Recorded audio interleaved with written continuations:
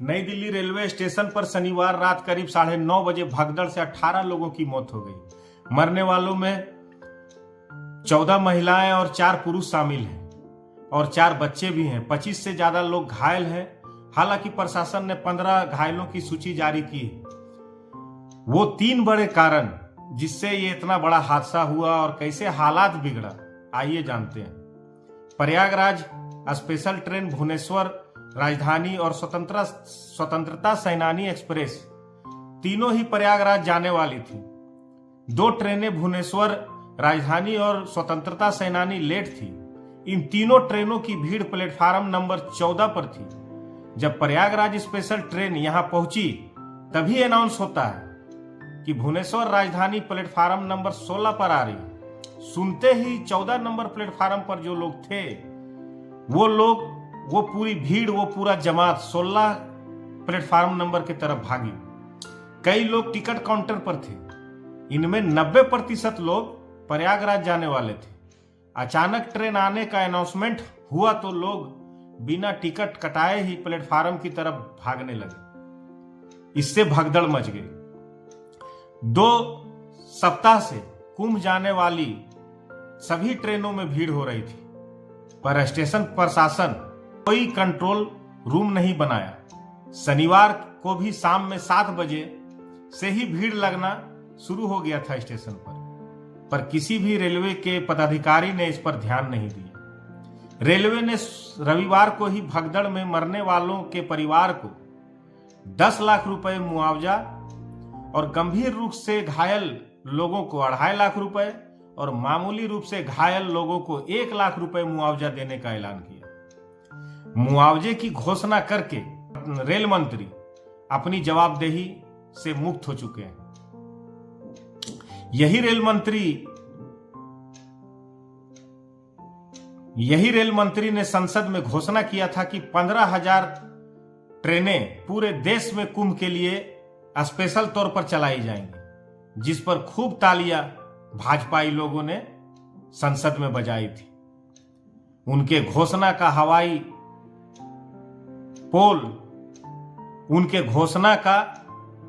पोल खुल गया, लेकिन इसकी भारी कीमत जनता को चुकानी पड़ी। बड़े बड़े दावे उत्तर प्रदेश के मुख्यमंत्री जोगी जी महाराज कर रहे थे।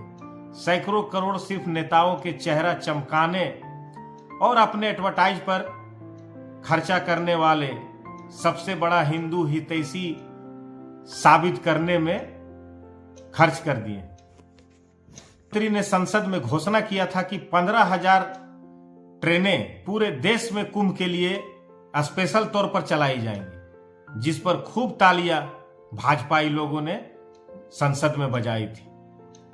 उनके घोषणा का पोल खुल गया, लेकिन इसकी भारी कीमत जनता को चुकानी पड़ी। बड़े बड़े दावे उत्तर प्रदेश के मुख्यमंत्री जोगी जी महाराज कर रहे थे।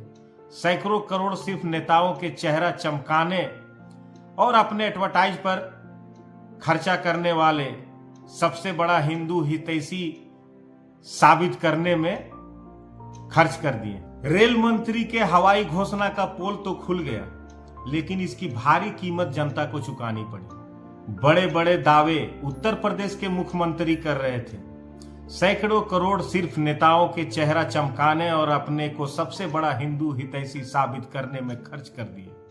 लेकिन प्रयागराज का असली हकीकत क्या है, वो उनसे पूछिए जिन्होंने कुंभ के भगदड़ में अपने लोगों को खोया। कुंभ भगदड़ में मारे गए लोगों का असल आंकड़ा देश की जनता से अब तक छिपाया जा रहा है। एक से एक लोगों को वीआईपी स्नान करवाया गया और जनता एक डुबकी के लिए त्राहिमाम करती नजर आई। इन गोदी मीडिया चैनल वालों ने तो और भी दुष्प्रचार फैलाकर पूरे देश का बेड़ा गर्क कर रखा है। ये कुंभ 144 बाद आया है। इस तरह का प्रचार और अफवाह पूरे देश में इन गोदी मीडिया चैनलों के द्वारा फैलाया गया। लोगों ने इन मीडिया चैनल वालों के बातों में फंसकर प्रयागराज जाने के लिए टूट पड़े, जबकि सनातन धर्म के बड़े बड़े विद्वानों और साधु संतों ने इन बातों को सिरे से खारिज कर दिया और एक तो करेला तीता ऊपर से नीम चढ़ा। बागेश्वर वाले फर्जी बाबा जो खुद तो पूरे तामझाम के साथ वीआईपी कोटे से स्नान किए और बयान दिए कि महाकुंभ में हर व्यक्ति को आना चाहिए, जो नहीं आएगा वो पछताएगा और देशद्रोही कहलाएगा। वाह रे फर्जी बाबा। भगदड़ में कुव्यवस्था का शिकार होकर मारे गए लोगों के बारे में जब उन्होंने भद्दी टिप्पणी करते हुए कहा कि मरना तो सबको है, पर यहां जो लोग मरे हैं उन्हें सीधा मोक्ष मिलेगा। कितना संवेदनहीनता वाला बयान था इस फर्जी बाबा का, ये पूरे देश की जनता को अब समझ में आ रहा है। अगर इस भगदड़ में उनके वो जो लफुआ भाई उनका है या उनके परिवार का कोई लोग मारा गया होता, तब भी क्या ये फर्जी बाबा इस तरह का बोली बोलता हुआ नजर आता? ये सोचने की बात है। दुख तो इस बात का है कि खुद को हिंदू हितैषी का ढोल पीटने वाली ये सरकार को भी पता था कि इस बार भीड़ ज्यादा आएगी, फिर भी व्यवस्था उसके अनुरूप से क्यों नहीं किया गया? इन हादसों का जिम्मेवार कौन है? इन हादसों की जिम्मेवारी कौन लेगा? एक हमारे देश के बेशरम रेल मंत्री या फिर हिंदू हितैषी का खोखला ढोल पीटने वाले भाजपा की सरकार है? ये सवाल तो आखिर जनता पूछेगी ही। दोस्तों, ये वीडियो अगर आप लोगों को अच्छा लगा हो तो आप लोगों से निवेदन है कि कृपया मेरे चैनल को सब्सक्राइब करें, लाइक करें, शेयर करें। धन्यवाद, आदाब, नमस्कार।